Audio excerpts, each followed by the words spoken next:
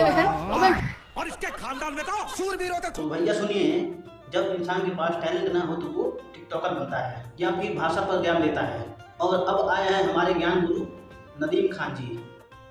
अरे कहना क्या चाहते हो? जिन्हें अचानक से याद आ गया कि भाषा की मर्यादा बचानी है और सीधा हमला कर बैठे पवन सिंह पर। मतलब पानी पूरी खा रहे थे, जब मिर्ची लगी तो गुस्सा पवन सिंह पर। क्या बात कर रहे हैं? अब सवाल ये उठता है, नदीम खान आपको भोजपुरी सुनकर तकलीफ हो रही है या पवन सिंह की पॉपुलैरिटी देख के जलन? कहीं ऐसा तो नहीं आपको बीमारी पकड़ा दिया गया और आप सोचे कि चलो आज भाषा की राजनीति कर लेते हैं? भाई, पवन सिंह कोई गली का लकड़ा नहीं है, वो भोजपुरी का ब्रांड है। और आप तो वो इंसान हो जो कैमरे के सामने आकर पूछते हैं कि पवन सिंह कौन है।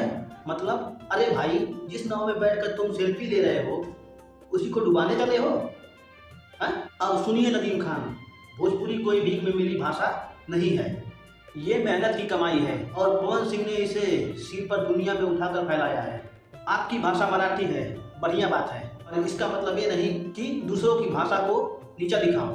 कहीं ऐसा बात तो नहीं कि आपने रात में सपना देखा पवन सिंह स्टेज पे भोजपुरी बोल रहे हैं और जनता चिल्ला रही है जिंदाबाद पवन भैया, और आप उठते ही बोले नहीं ये भाषा बंद करो। भैया, भाषा पर ज्ञान देना है तो थोड़ा सा पढ़ लिख लो। भोजपुरी सिर्फ जुबान नहीं, ये तो इज्जत की पहचान है। पवन सिंह बोले हम जहाँ जाए वहाँ भोजपुरी की छोड़ के ना जाए, और आप बोलो मराठी बोलो। क्या बात है सर, क्या बात है सर, क्या बात, ये बात है। अरे भैया, भाषा का सम्मान करिए, वरना अगली बार कोई आएगा बोलेगा चुप रहिए, यहाँ सिर्फ बांग्ला में बोले जाते हैं। तो आपका हाल भी वही होगा, ना तो खुद बोले ना तो दूसरों को बोलने दिया।